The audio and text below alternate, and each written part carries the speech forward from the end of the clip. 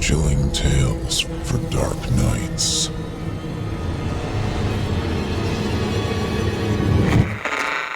Want to make sure you never miss a Chilling Tales for Dark Nights video again? Be sure to subscribe and hit that bell to turn on notifications. The following program is a production of Chilling Entertainment and the creative team at Chilling Tales for Dark Nights, and a proud member of the Simply Scary Podcasts Network. Visit simplyscarypodcast.com to learn more about this and our other weekly storytelling programs. Thank you for listening, and enjoy the show.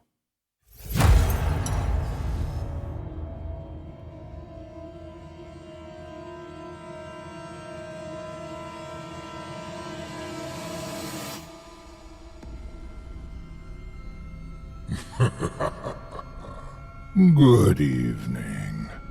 I'm storyteller Otis Jiry, and I ain't your grandfather. From where I'm from, we don't do bedtime stories. And if that's what you were expecting, you're in the wrong place. If it's terrifying tales you're after, well then, I've got just the thing. Get comfortable, settle in, turn off the lights, if you dare. Your night is about to get a whole lot darker. Who needs sleep anyway?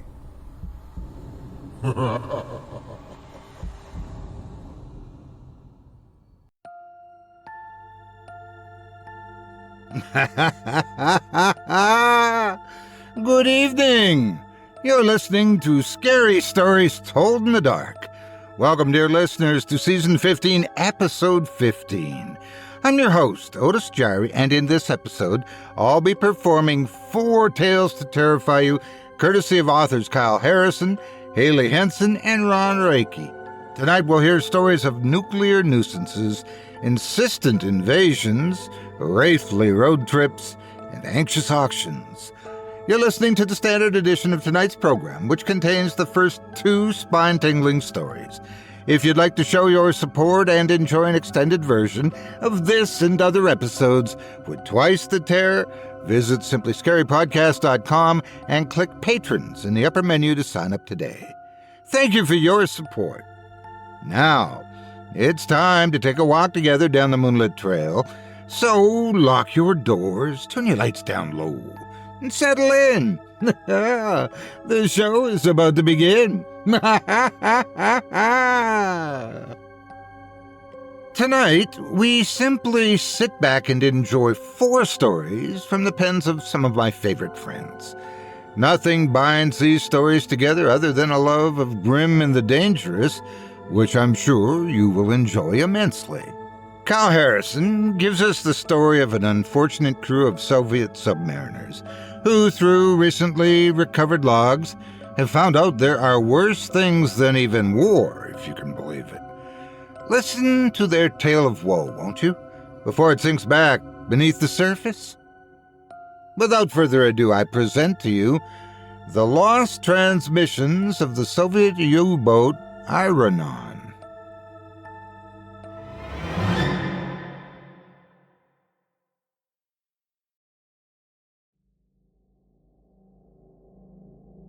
The Cold War is often referred to as one of the most bitter and painful periods in our recent history, and for good reason. Many times men died, and no one sang hymns at their funerals, nor even acknowledged their demise. It was a battlefield of the mind that played out on the grandest chessboard the world has ever known. For the past 65 years, most of what occurred during the tumultuous events leading up to the collapse of the Soviet Union has been relatively unknown, with only whispers and conspiracies circling through second-hand channels. Most of the daring and dangerous missions ever handled were never brought to the light of day. Some were covered up for political reasons, the embarrassment of either one side or the other not wanting to admit a loss. Victories were rushed to the media, and defeats were swept under the rug. But when the world turned to the heavens and pursued another race, that battlefield across the globe intensified thousands of meters below the sea. The United States and Russia both were rushing to create the ultimate underwater infiltration weapon, designed to finally win the war that seemed never to end. One such experiment for the comrades was designated Project Kizia, after a Czech scientist who headed a new study of nuclear fission to be used and refined for propulsion across the waves. Unfortunately, like the Widowmaker K-19, the Iranon was doomed from the start, and their fate was much more severe than even that vessel. Some claimed it was due to the pressure placed on them by their Soviet leaders to rush to production. Others told of horrors that destroyed the ship from within. For decades, we did not know the truth. Until now. Russian separatists who lived during the time have given classified documents that detail the final days of this powerful vessel and the men who served aboard it. It's a tale of madness and hopelessness in the trenches of the Northern Sea. It's one that must be told now, perhaps as a warning to others that tamper with nuclear energy and dare to think they understand its true purpose in our universe. The voyage of the Iranon only shows that playing God has led us to encounter devils, and their eagerness to destroy our species may very well be our undoing. July 13th, 1966. The Arctic coastline. Commander Petrov Karovsky, acting captain of the experimental vessel Iranon's maiden voyage. We are so close to the motherland, yet I dare say we may never see its shores again. We've been away from home for nearly a year now, testing the parameters and limits of this vessel. The SS give us our orders, and we follow them. But lately, I've even felt those commands are not for the mission we were to follow. I'm no fool. I know that Russia is not winning the war against the West. I know the days this warship can be used are limited. Why, then, do they not send us home? We've done every test, followed every order. Lately, there's been silence. I worry that something may be wrong. The small crew are ready to see their families again. Although I have no directive, I attempt the journey home. July 17th, near the mouth of the White Sea. We've come under attack. While attempting to radio our arrival to Arkhangelsk, the Coast Guard opened fire, deterring us from being able to find port. They continue to send a single message to us. Dangerous. Dangerous. Dangerous. My first officer has a theory. He claims that the mission we were led to believe we are on for the past year was nothing more than a farce. A fanciful lie told to us to keep the true nature of Project Kizia safe. He thinks we should interrogate our head physicist, Dr. Dmitry Romanovsk, who's been overseeing every single use of the nuclear fission reactor. I would like to attempt one final step toward Arkhangelsk before doing something so drastic as turning on the men that I've served alongside. However, if the motherland does not allow us safe passage home, it is quite likely we will not have enough supplies to last another month. July 19th. Every attempt to communicate with the SS has been jammed. It would seem that our country has declared us dead already. First Officer Gretnov has decided to go ahead with the interrogation, even without my consent. The fission reactor, he believes, is the reason that we are now sailing mindlessly in the Arctic. Dr. Romanovsk was surprisingly forthcoming after the torture that Gretnov unleashed on him. The man is one of science, not war. The bruises terrified him, but when he broke and confessed, he told us that what the reactor was doing to us was even more frightening.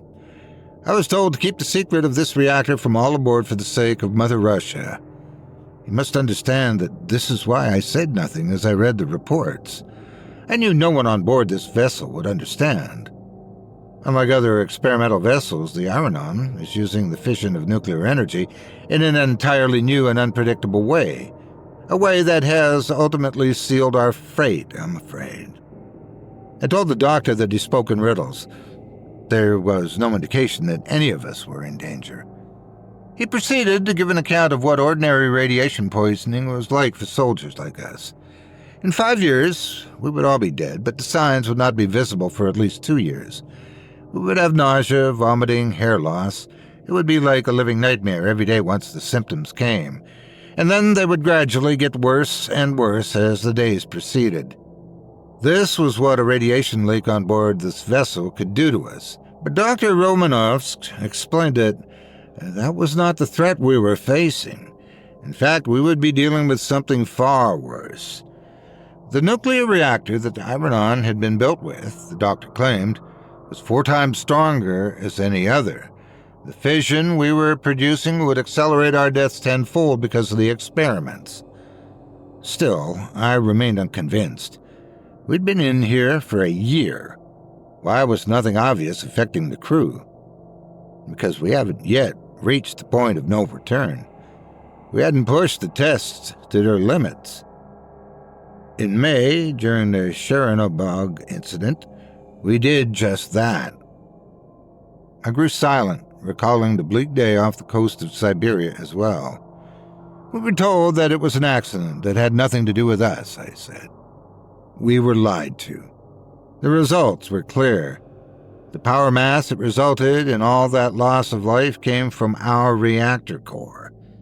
Yet, unconvinced, he offered to begin new examinations of the crew and explained that the first physicals had been lies. All the SS cares about are the results. I was commanded to communicate with a researcher off the coast of Arkhangelsk, a satellite operation that's being retrofitted for the Ukraine army. And how precisely are we able to make sure there when our former comrades are firing upon us now? There's an underwater maintenance valve we've not seen on the maps. Commander, I understand your grievance toward me, and I regret keeping this secret for as long as I did. But the other men on this ship are not to be trusted either. Do you believe I could do all this alone? Clearly, there are KGB loyalists who think our death is inconsequential, and the experiment is all that matters. I was once of the same faith, but now that I realize the extent of what this will do to us, I must instead recommend we attempt to flee, even to the Allies if we must. And what will this do? Besides slowly rot our insides out, I inquired. The doctor was shaking, and not from the torture that he'd endured. This was fear that filled his body now, and he wasted no time dispensing the truth. It will alter us, all of us, in ways we could not have predicted. The blast ripped across our flesh in an invisible wave, and it will change us into monsters beyond our worst nightmares. I told my first officer to release him back to his room, but not to allow him to speak to anyone else. I wanted to think these were simply ramblings of a man that was doing his best to protect his own life and return to his home. But there was evidence that had come to light already that his testimony was true enough in the reports from Chernobyl. Something I had wanted to ignore. Something that could not be denied any longer. July 20th. I dreamt of my wife last night. It was not merely my body that yearned for her touch. This was a spiritual hunger that I felt. In the dream, or dare I say nightmare, she was weeping over my casket. It was decorated with colors befitting a hero's burial, even though my soul told me I did not perish from any skirmish with the Allies. And her tears, they were not only of sadness, but hate. She was angry that I had not died, I soon learned, but that I had returned to land. The words echoed in my head as she looked at me, accusing and cruel. Better to die at sea to be thought of as nothing more than a failed cause. Let the waves crash around you. Do not unleash this evil on our shores. They rang and rang loud inside my head as I saw her facial features begin to melt away, revealing a dark and twisted skeleton underneath. The silhouette of a reaper confirming this was no mere passage of dreams, but a portent. I woke in a sweat, my hands shaking, and my mind racing as I tried to think of what this vision meant. I didn't know just yet, but I knew the days of our voyage were coming to a close, and there was an incredible amount of anxiety welling up in my bones. July 22nd. The doctor's admissions placed much doubt within me that I did not make full leeway until men started getting sick. Then I thought about the ones we lost in Iranon. 3 men were in charge of the fission blast, and all of them had met their maker. During the testing, they'd been ordered to take a safe distance from the reactor, but even though they were well within the right parameters, the exposure to the radiation would ultimately be their swift demise. At the time, I hadn't considered doubting the doctor, but now that things were looking grim for us all, I had to review the situation again from a different angle. The radiation tore apart their skin in a matter of seconds, turning their bones to goo. Even as their bodies turned to ash, their screams resounded throughout the chamber. I couldn't bear to watch, but I still needed to be sure that I didn't miss anything. I noticed on a third watch that the radiation also had caused damage to the room itself, corrosion and possible structural damage that could prove to be our death knell. Could our ship be fixed without the repairs from a proper dock? I went to my chief engineer, Ivan, who told me that the damage is even more severe than I suspected. Most of the crew stationed in this part of the ship had been given assignments elsewhere. Against the judgment of my first officer, I've not revealed what the doctor told us. Part of my delay has been because I hoped it would prove to be a lie. Yet my navigation officers confirmed that any docking within the local seas has been prohibited. Even a proposed rendezvous that Dmitri was expecting Iranon appears to have vanished. My crew must not know that we are trapped in this vessel, and for that reason I've given orders to press back toward the north. Against any sane voice of reason, I've chosen to return to Iranon. July 23rd. 2 crew members joined the ranks of the dead tonight. They are officers from the reactor corps we reassigned, and it would appear they attacked one another. I chose to take the doctor from solitary to have him examine the bodies. These men were once comrades, brothers in arms, and yet they were reduced to savagery. According to Dmitri, it's because of what radiation has done to them. I warned you when it hit, it would be like lightning, he mumbled. I told my security officers to take him away as I looked at the brutal fight. Would we all be soon doing the same as the strange invisible poison consumed us? July 24th. I've discovered that one of my senior technicians has sealed themselves within their room. I've attempted to discover the cause for this, but to no avail. I suspect something terrible may be happening to them, and have instructed my security detail to swiftly open the seal. The first officer, Gretnoff, insisted that such an explosion could cause more harm than good, but when I could no longer be sure if the man inside was alive, I decided to throw caution to the wind. It was a rather pointless attempt to save a dead man because when we entered the room, we discovered he'd managed to use his service pistol and blow his brains out. I observed that there was a strange green light that emitted from his skin. It was crackling and changing before my eyes, as though something horrendous was taking hold of his body. Could this be the reason for his suicide? July 26th.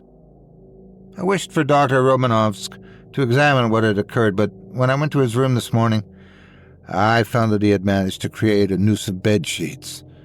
He swung from the ceiling quite dead, with a note near his feet asking for forgiveness. 3 other men have also seemingly succumbed to this strange poison, and I've instructed security to lock them away as we hurry toward the open sea again. We shall be at Iranon by morning. July 27th. To think, we have only been distant from these shores for a few short months, and yet the landscape has devolved into such a hell. When we arrived at the outpost, I ordered our U-boat to rise to the surface and observe the state of the island. It's good that I did, because I observed firsthand how the reaction we wrought on this place had destroyed and changed it so. Once this place might be considered a glistening jewel off the coast of Siberia, but nothing resembling that remains. The rocks have charred, the ground is barren and cracked, the sky itself is filled with ash, and as my navigators confirmed, there's a large dosage of radiation all around us. It's not even safe for us to even venture close to the dock. Iranon has become a graveyard, and it is not the safe haven I had hoped for. There's another matter I must report, although I'm uncertain concerning its validity. Several of the crew that were tasked with observation say they saw strange spatial distortions in the sky, like shimmering figures that moved amid the grim clouds. One officer claimed they reminded him of spirits. The others said that they heard wailing as well. We're prone to superstition, even here, and they have concluded these are the undead screams of their former comrades, trapped here because of the experiment they conducted. I took this as evidence enough that we must leave and depart for Greenland, but if that hadn't convinced me, another incident below deck sealed my decision. Another crewmate had begun to mutate from the radiation, attacking and destroying our vessel from within. We had to take radical steps to prevent any further harm, but sadly, a large portion of the Iranon is now beyond our control. July 28th. We watched over the past few days the crew on the south side of the Iranon turn against one another.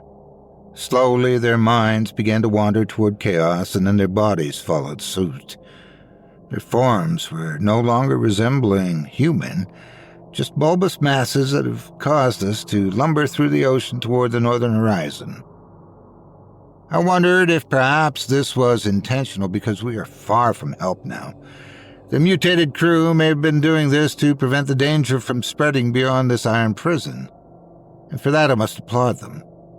I never really believed I'd be seeing my death aboard this vessel, but now it feels a necessary ending for my service. The Iranon will continue toward the Arctic Circle until it crashes into an unknown glacial mass just beyond Greenland. There are no vessels within range to come to our aid. It's my belief this will kill us all, including the bizarre mutated soldiers, although I can't be sure if that will. Their profound powers might give them a chance to march as undead across the ocean itself, for all I know.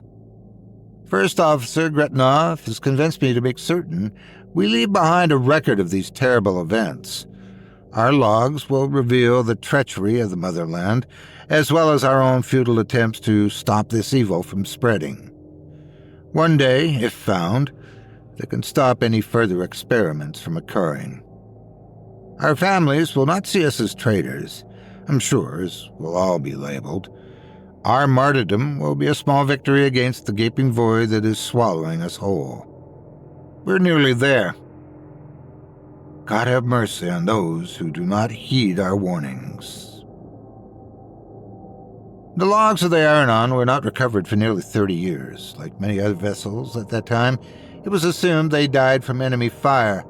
Now, having been unable to unlock their terrible final hours, we see a clearer picture of a desperate Russia during the final part of the Cold War.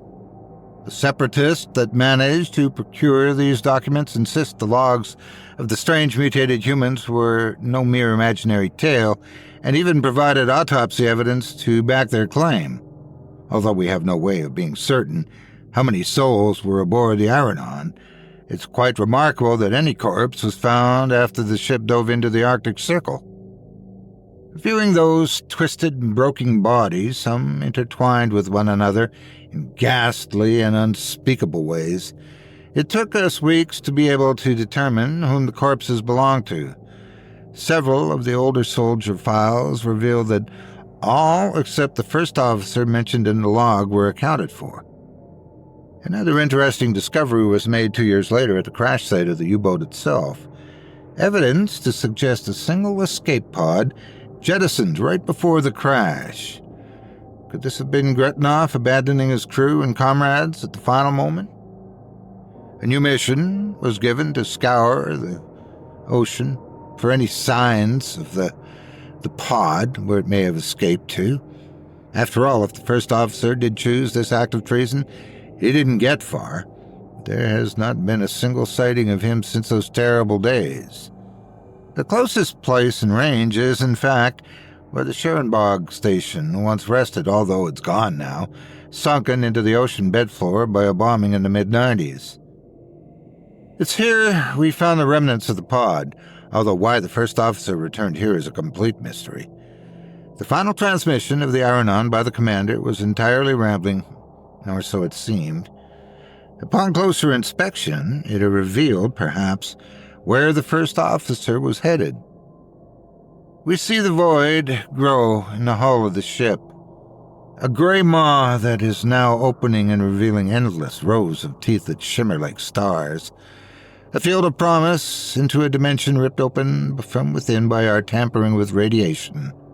A view of hell, and it beckons us, seducing us with its call. The only thing left after this particular sane transmission was endless garbled screams, random words shouted in a variety of languages, and then utter silence. It's unfortunate that we cannot glean much else from their fate. However, it should be noted that the collision itself was logged at going 10 times above the normal nautical speed, indicating it was purposeful. The commander and crew went to their death readily because, perhaps, they knew they needed to sacrifice themselves for the greater good.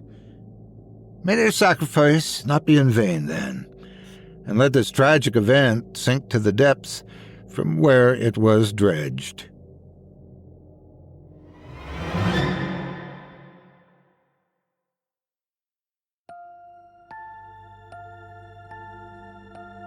I hope you enjoyed the lost transmissions of Soviet U-boat Iranon by Kyle Harrison, as performed by yours truly.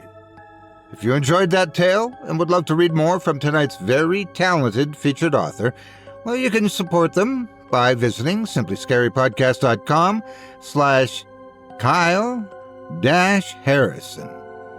That's simplyscarypodcast.com/KYLE-HARRISON. Thanks again for your support of this program and tonight's featured author. Hearing that, I'm thinking, how much would they have wanted to be under the sea in an octopus's garden, in the shade? But sadly, it'll just have to be mutant monstrosities under thousands of pounds of pressure. Can't all be winners. Have you gotten an invitation from someone that won't leave you alone? Hailey Henson sounds like she might have, but in this instance, it's not the person who sent it so much as the invitation itself. And if you choose to ignore it, oh boy. Without further ado, I present to you, Don't Read This.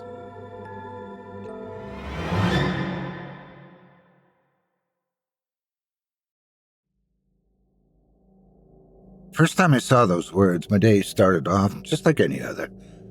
I went to work at my monotonous, mind-numbingly boring desk job, clacked on the keyboard for 8 hours, and had the same bland ham and cheese sandwich for lunch. As I sat in the break room halfway through my sandwich, I opened the dating app I downloaded only recently.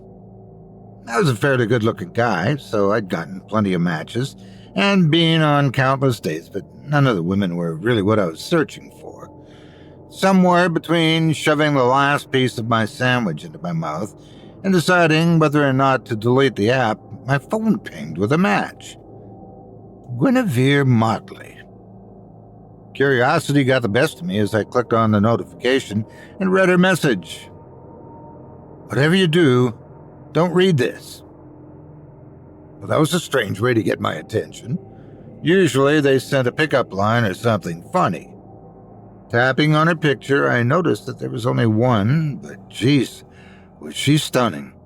Long brunette curls cascaded over her shoulders, toppled down her back, and thick dark lashes adorned seafoam green irises. My eyes trailed down the picture as I took in mile-long legs and tasteful curves. The little white sundress she was wearing looked like it was made just for her. Heck, this woman was a bombshell. When I went back to the message, though, I realized that it had been deleted. Looking up at the clock, I noticed that I had about 5 minutes till my lunch break was over. With one more glance at her profile, I shrugged and deleted the app. She was probably a bot or a scammer anyway. That night, I did the usual. Ran to the gym, worked out for about an hour and a half, picked up some tacos from my favorite food truck, and sat down to watch an episode of Black Mirror. Everything was normal. That is, until a couple of months later. By that time, I'd forgotten all about Guinevere's cryptic message. Let me start off by saying that my morning did play out as it normally would have. I slept in until 10 a.m., and then I spent the next hour out in the front yard mowing the lawn. It was a particularly hot day, my plain white t-shirt soaked through with sweat. Tugging it off, I set it on the porch front before edging the lawn. By the time I got done, my hair was drenched and my shoulders were burned red. When everything was put back in the shed, though, I couldn't help but feel a bit accomplished. Besides, Mr. Kelman's house next door, I had one of the nicest yards in the block. I noticed the door of my mailbox hanging open, and I trudged over there to check the mail before shutting it closed. On the way up to my driveway, I flicked through the envelopes with uninterested fingers. Water bill, phone bill, bank statement, junk mail, advertisement, Arby's coupons, and then I paused. My fingers quickly came to a standstill when they landed on a plain black envelope. Instantly, my interest was piqued. Turning it over, I saw that it was sealed with crimson-colored wax. Now I was really invested. Who even sends letters like this anymore? I slid my thumb under the seal, ripped open the envelope without a second thought, and tugged out the note inside. Thick, dark ink was scrawled across it, and I took no time reading it. Let me guess. Despite my warning, you decided to read this. I told you not to, but now it's too late. By the time you've made it to this point, there's little chance of turning back.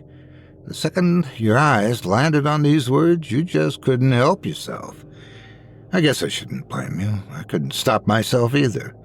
The curiosity was simply too much to handle. So, let me at least tell you what you're in for. I'm going to warn you right now, it's not going to be pleasant. But you did this to yourself, remember that. Pausing for a moment, confusion bubbled within me at the words. What a warning. Flipping over the paper, I didn't see any writing on the other side. That was until I glanced at the back of the envelope. I could have sworn that this writing wasn't there before. Surely I would have noticed it. In huge red letters, the words, "Whatever you do, don't read this," stared back at me. What kind of sick joke was this? With a quick glance around my neighborhood, I wondered if anyone had even seen who delivered the letter. My interest only grew when I realized there was no return address. Heck, my name or address wasn't written on the envelope either. Perhaps this was meant for someone else. Surely if it was for me, they would have addressed it to me. Brushing it off, I ripped it to shreds and tossed it in the garbage. Right about that time, I noticed Mrs. Brookfield on her front porch looking over. A smile stretched across her face as she raised her hand to wave at me. Offering a wave of my own, I suddenly got an idea. She was a nosy old bat, and she always seemed to sit out on her porch on mowing days, but in this instance, it might prove to be helpful. Maybe she'd seen who delivered the strange letter. Sauntering over across the street, I walked up the steps to her front porch and offered a smile. "Hey, Miss Brookfield, how you doing?" A shiver raced over me as I watched her pale blue eyes slide up and down my shirtless chest before speaking, a mischievous smile tugging at her lips. "A lot better since you got here." A vulgar little chuckle escaped her brightly painted lips as she finally met my eyes. "I might be past my prime, but I've got the most beautiful little granddaughter that might—" Mrs. Brookfield," I started, cutting her off. I apologize for interrupting, but the reason I really came over here is because I received a strange letter in my mailbox." One silver brow raised as she waited for me to continue. "I guess I was wondering if you'd seen anyone deliver it." "You mean the mailman?" she fired back, sarcasm melting in her words as she fanned herself. "No, not the mailman." I laughed a little awkwardly before saying, "I think this letter was hand-delivered." With a shake of her head, she stood and walked over to her front door. Pulling open the front screen door, she threw me one more glance. "I see almost everything that goes on in this neighborhood, and I can assure you that the only person I noticed stopping at your mailbox was the mailman." "Okay," I started. "Thank you, Slamming her screen door shut, she left before I could even finish my sentence. I guess since the show was over, she didn't want anything else to do with me. I shuffled a bit in place, then shoved my hands into my pockets before scampering across the street and back onto my property. Nasty old woman wasn't helpful at all.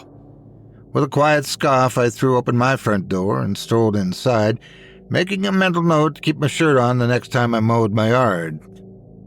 Sunday was uneventful, and the strange letter was honestly the last thing on my mind.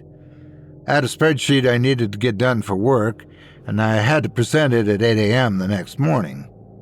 My day flew by almost as fast as my fingers flew across my keyboard. If this presentation went well, I was sure it would end in a promotion and a raise. Monday morning, I woke up and was running a bit late. Luckily, I pressed and starched everything the night prior. Rolling up the sleeves of my crisp white button-down, I quickly threw on a tie, stepped into a pair of black slacks, and slid into some shiny black loafers. With a glance in the mirror, I carted a hand through my still damp hair before deciding to add a bit of gel, hoping it would stay in place long enough to survive the meeting. Everything that could go wrong that morning did. Throwing my car into reverse, I peeled out into my neighborhood and onto the freeway. Two people pulled out in front of me. I had to swerve when a chair came toppling out of an overly packed pickup truck. And to top it all off, I managed to get stuck in a traffic jam that was moving at a snail's pace. The time was ticking by, and as each minute passed, I was getting more irritated. My boss wasn't a man who would accept any kind of silly excuse, so in 15 more minutes, I was as good as dead. Trying to calm myself down, I switched through the radio stations, but strangely, all of them were static-filled, except for one. My fingers froze in the knob as a strange feeling of dread washed over me. The voice coming through the radio, cutting through all the noise outside. "Ryan." The voice, a sort of breathy whine, crackled over the sound system in my car as it whispered, "You read it, didn't you?" A mixture of confusion and indescribable fear began to blossom deep within me as I stared at the screen. Looking at the radio stations, my eyes widened as I saw the station number. 66.6 glared back at me. What the actual? Ryan. Repeating my name again, the voice wavered a bit before a hissing sound filled the car. It was so ear-splittingly loud that I clenched my eyes shut and attempted to block out the noise with my hands. When I finally pulled them away from my ears, the hissing sound dropped to a low buzz, and something warm dripped from my ear, pattering onto my dress pants in slow, steady drops. Running a finger over it, I quietly panicked when red stained the pad of my fingertip. With shaking hands, I reached into my glove compartment for a napkin and cleaned myself up best I could. By the time I glanced up at the clock, traffic was at a standstill, and I was half expected the time to slap me in the face when I looked over at it. Instead, it still read 7:45. Closing my eyes, I blinked a couple times before peering at the numbers again. What the heck was this? A minute later, the traffic cleared up, and I was moving again. I twisted the knob on the radio trying to change the channel to something different, the incessant sound of the buzzing noise driving me insane. But that's when I heard it again, that voice. Ryan. How do you know my name? I shouted. I must have looked absolutely ridiculous, but I didn't care. How? I repeated angrily. Ryan, I told you not to do it. It's too late now. You've read it. Ice-cold terror raced through my veins as I gripped the steering wheel so tightly that my knuckles turned white. Listen to me, it whispered, the voice on the radio, a strange-sounding warble over the fuzzy static that was beginning to rise. I want you to swerve out into traffic. What? No! I shouted, my anger simmering dangerously close to outrage. Without so much as a second thought, though, I watched in horror as my foot pressed down on the accelerator and my hands twisted the steering wheel. Within a matter of seconds, a sickening crunch of metal rang through my ears as I crashed into another car. The impact knocked me out cold, and when I woke in the hospital sometime during the night, I learned that it was because of the airbag. The concussion I gained because of that made me feel like my thoughts were swimming through a thick blanket of fog. But that soon cleared within a few days. What didn't clear was the guilt that hung over me like a cloud. The people in the car weren't severely injured, but I did find out that it was a mother and a young child.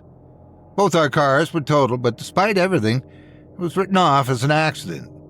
It was determined that I'd passed out before my car swerved into the other lane, but I could have sworn I was conscious. The voice told me to swerve, and I was sure of it.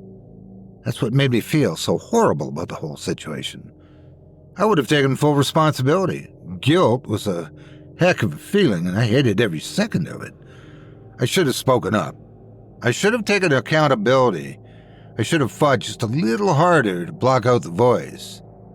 When I finally made it back to work at the end of the week, though, I was pleasantly surprised to find that my boss had looked over the spreadsheet that I'd emailed and decided that despite me not being able to present it like I'd intended, he was very impressed. In fact, he wanted to see me in his office at 2 that afternoon to discuss it. Deciding to go ahead and take my lunch, I headed to the break room and pulled out my usual sandwich. For some reason, I was only able to eat about half of it, though, before I started feeling kind of sick. My eyes darted around the room for a trash can before I ran over to the sink. Grabbing the edge of it, I wasted no time in emptying everything in my stomach into that sink.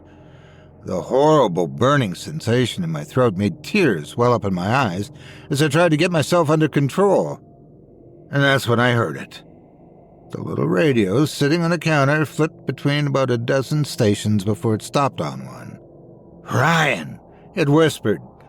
No, please, no, I sputtered out through gritted teeth. I want you to turn on the garbage disposal. Sweat beaded atop my brow as I tried to fight the urge to comply. My eyes widened in horror as I watched my hand twitch, my fingers flex as I tried and failed to stop myself.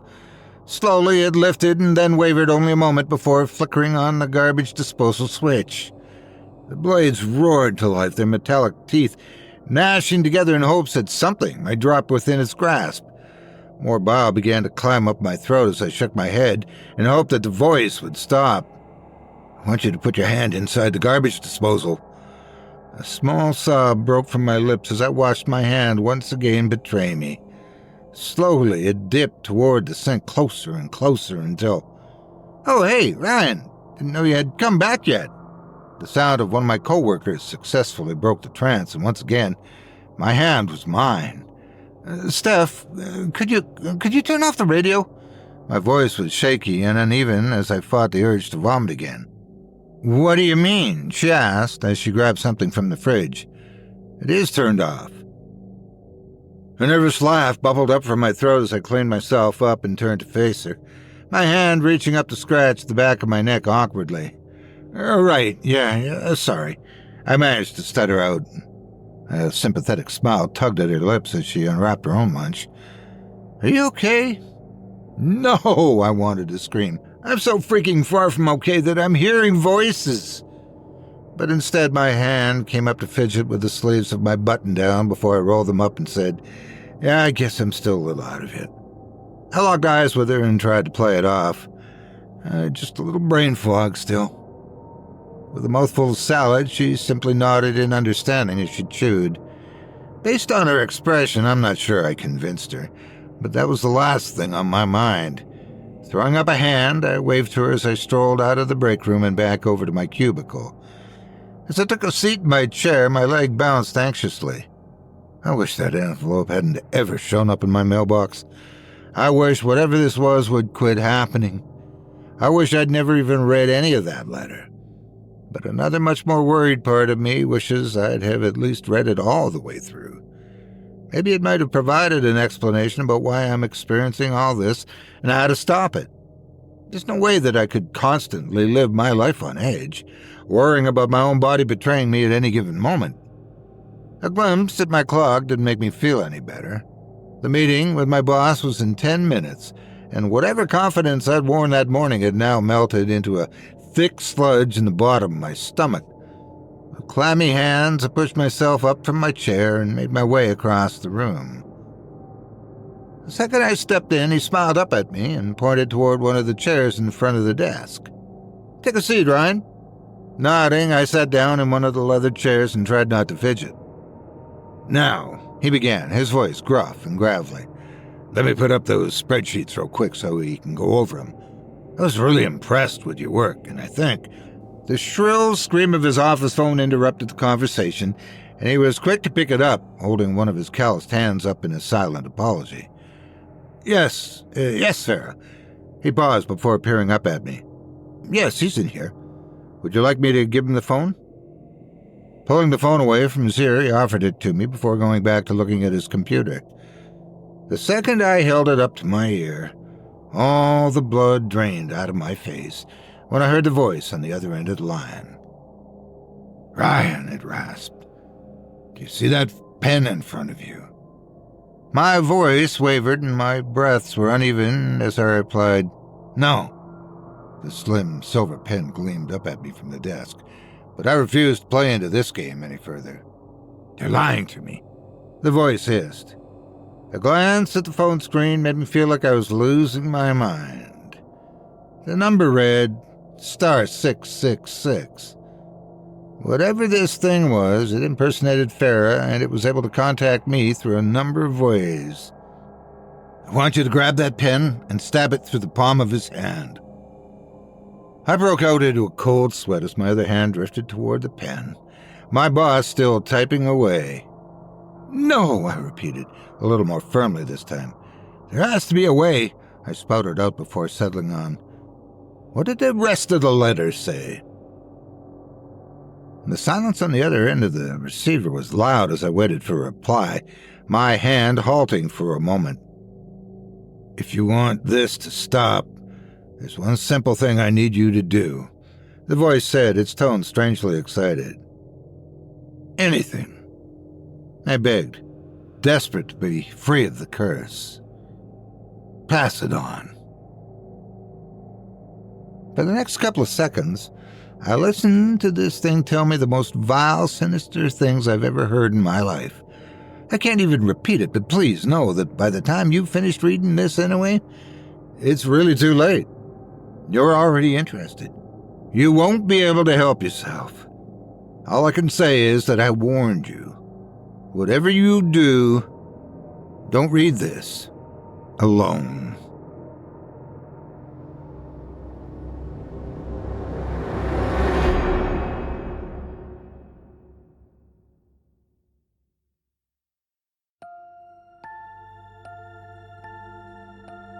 I hope you enjoyed Don't Read This by Hailey Henson, as performed by yours truly. If you enjoyed that tale and would love to read more from tonight's very talented featured author, you can help support her by visiting simplyscarypodcast.com/Hailey-Henson. That's simplyscarypodcast.com/HAILEY-HENSON. Thanks again for your support of this program and tonight's featured author, as well as all of our authors who provided us with tonight's stories. Now, before we go, I'd also like to take a moment to thank you personally for joining me on this episode of Scary Stories Told in the Dark. If you enjoyed what you've heard on this program tonight, please take a moment to stop by our iTunes page or wherever else you listen to your favorite podcasts and leave us a 5-star review and a kind word. Makes a huge difference and would mean a lot to us. If you'd like to hear a premium extended edition of tonight's and all of our other episodes featuring twice the terror, visit simplyscarypodcast.com and click the Patrons link in the menu at the top of the screen. You'll find yourself at chillingtalesfordarknights.com, where you can purchase season passes for this podcast and our other quality storytelling programs, or become a patron for as little as $5 a month and get access to our entire audio archive dating back to 2012, all of it ad-free. If you happen to use Facebook, Twitter, or X, Instagram, or YouTube, you can follow and subscribe to Chilling Tales for Dark Nights there, where you'll get all of our latest updates and new releases and have the chance to interact with us each and every week. And you can subscribe to me on YouTube as well, at the Otis Jiry channel, where you'll find releases of my series, Horror Storytime, dating back to 2014, and you can find me on Facebook, Twitter/X, and Instagram too. Just search for Otis Jiry. Until next week, stay spooky and get some sleep, if you can.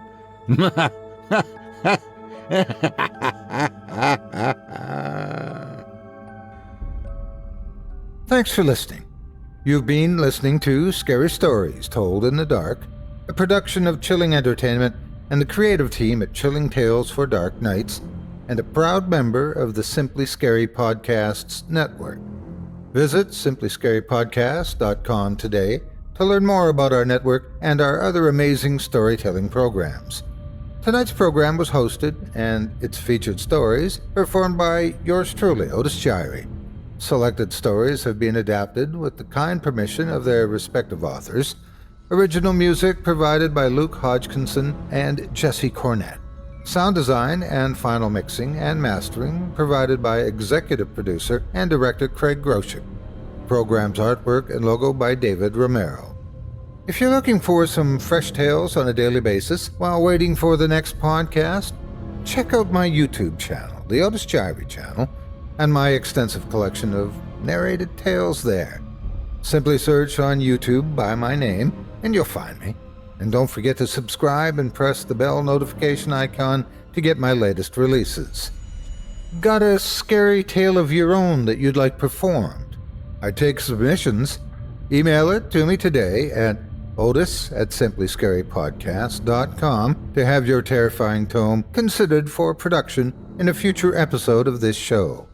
That's OTIS@simplyscarypodcast.com. If you've enjoyed what you heard on tonight's program and are joining us on your favorite podcast app, subscribe to us to be sure you never miss an episode, and leave a 5-star review and a comment. Your feedback means a lot to me. You can also follow Chilling Tales for Dark Nights and yours truly on Facebook to connect anytime and get the latest updates on this and other programs and my channel. If you're listening on the Chilling Tales for Dark Nights YouTube channel, do us a favor and hit the subscribe button and the bell notification icon for ctfdn as well to get more spooky tales from me and the crew and another episode of this program each and every Wednesday. And don't forget to hit that thumbs up button to tell us how we're doing and leave a kind word or a request. And don't forget to visit us at chillingtalesfordarknights.com and consider supporting the team by becoming a patron. In addition to helping us out, you'll get exclusive access to our audio archive and ad-free downloads of all your favorite stories, including those you've heard on this program. As for me, I'll be back next Wednesday with more terrifying tales to keep you up all night. But that's all right. Who needs sleep anyway?